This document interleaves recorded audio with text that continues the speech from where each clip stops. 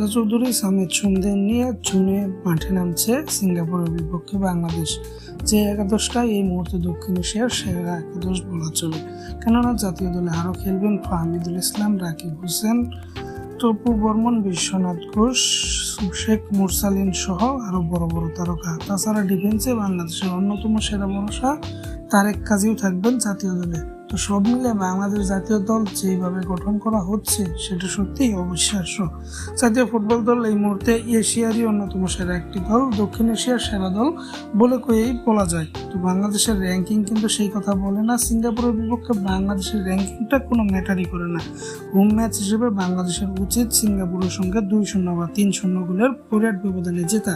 তো আপনার কি মনে হয় বাংলাদেশ সর্বনিম্ন কত ব্যবধানে জিতলে সেটা বাংলাদেশের পক্ষে একটা ফলাফল আসবে? সেটা অবশ্যই কমেন্ট বক্সে কমেন্ট করবেন।